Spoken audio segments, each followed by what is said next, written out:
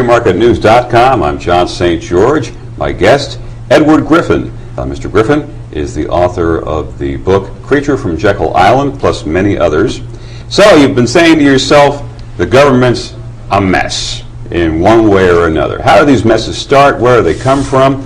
Earlier we've been talking about collectivism. Mr. Griffin gave us some definitions of what that is. And then two tentacles form out and form something equally as ugly throughout history. Leninism and Fabianism. And we're going to find out what these two things were, and are they still around today.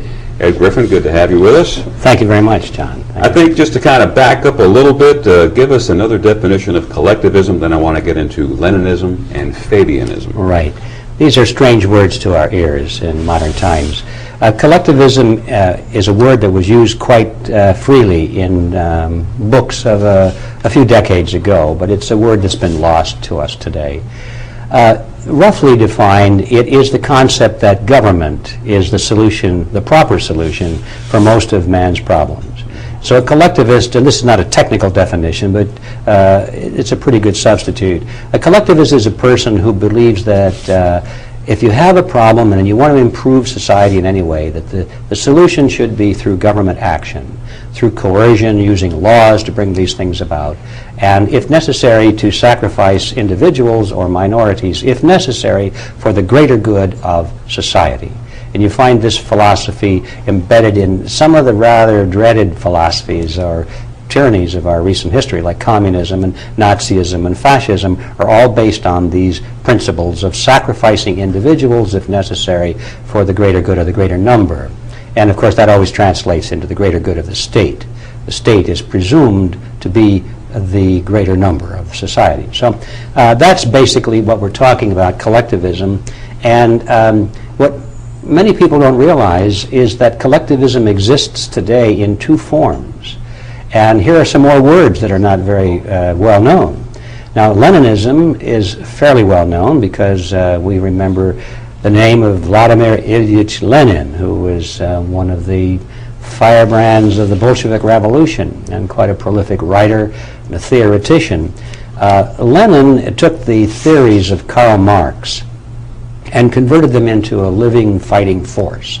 See, Karl Marx wrote Das Kapital and the Communist Manifesto, and there are millions of Marxists around the world who have read his works and believe his theories. Basically his theories were: workers of the world, unite, throw off the chains of your capitalist exploiters, recapture control of the means of production, unite against war and racism, from each according to his ability, to each according to his need, and on and on and on. These are very famous and popular slogans that Marxists in general like. They buy into this, and because they're basically idealistic people, they think that would be a better society than we have now.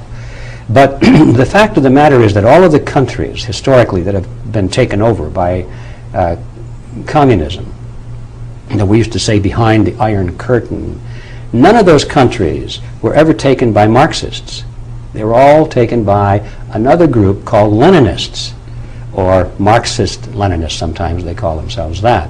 And those are people who also believe in the writings of Karl Marx, but they believe in the writings of Lenin, who organized the Communist Party, who said basically we must have organization, we must have structure, we must have discipline, we must have communications, we must have training, we must have leadership.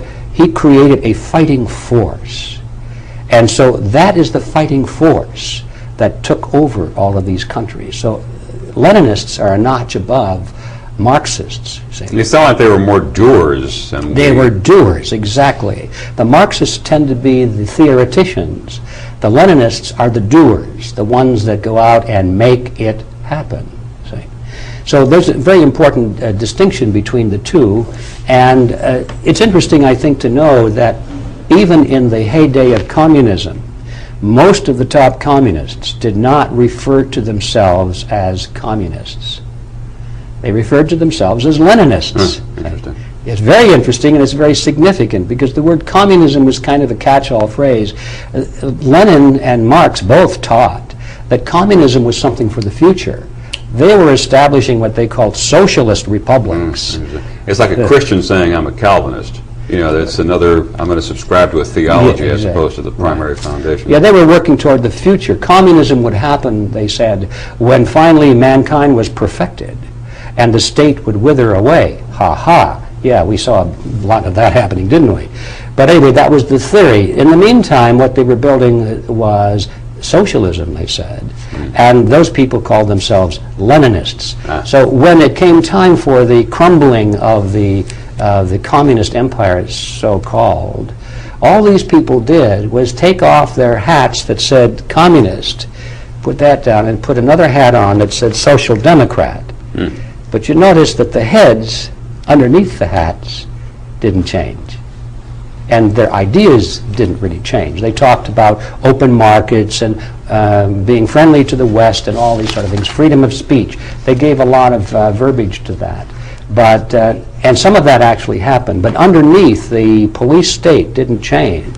They still maintain a very strong military, and they're still preparing for international war. The KGB changed its name, but it didn't change. It just got bigger and better funded and so forth. Nothing really changed except the label. And it's interesting to note that this is one of the basic strategies of Lenin. Lenin was quite a strategist.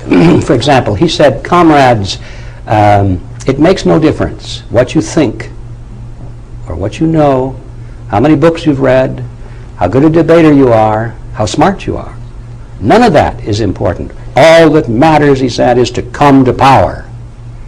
You must come to power. Now, once you do that, then you can afford debate, because if you have the power, you can shoot anybody who disagrees with you. He actually said that.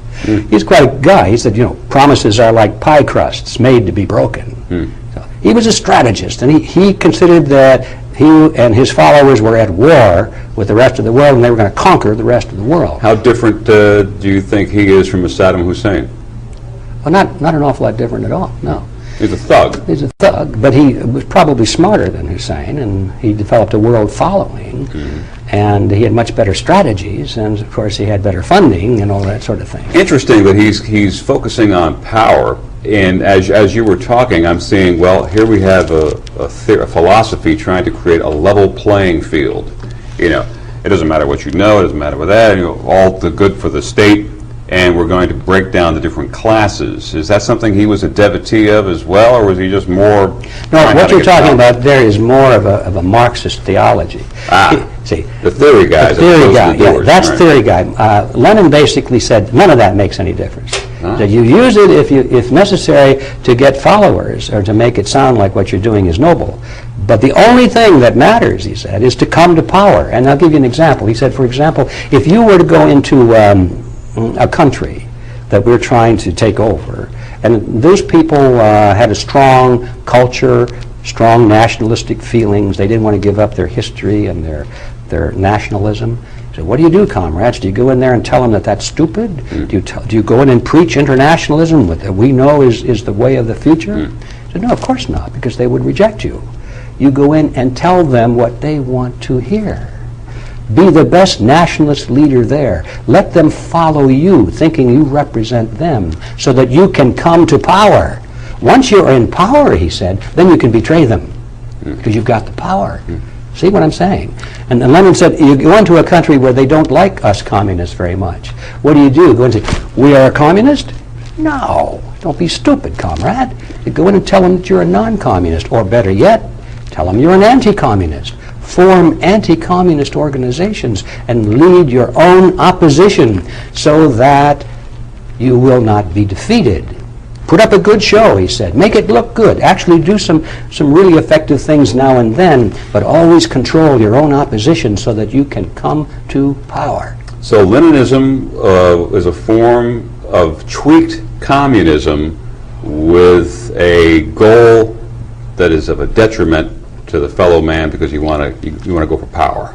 Well, communism doesn't really exist as such. It's something you can't define. But Leninism, you can. And the point I'm trying to make is I'm getting slowly to it here because we're going to talk about Leninism versus Fabianism. I'm doing what comes first, the chicken or the egg thing. Right. I don't know. Well, it's hard to define. But you see, one of the theories that Lenin taught was the strategy of a feigned defeat or feigned retreat in order to lure your enemy into a vulnerable position. And this is not original with him. You can find this in the history books. I discovered that strategy brilliantly taught by Tamerlane, the Mogul warrior. He would when he was confronting a superior military force, he couldn't defeat them one-on-one in the open battle. So what he would do is just before nightfall, because they never fought at night, they always fought in the morning when the sun came up, he would make it look like his forces were retreating. He would put his forces, first of all, in a very vulnerable location where they couldn't defend themselves very well. It looked like it was a stupid act, And the enemy would say, look at that idiot, he put himself into a vulnerable position. We'll get him in the morning.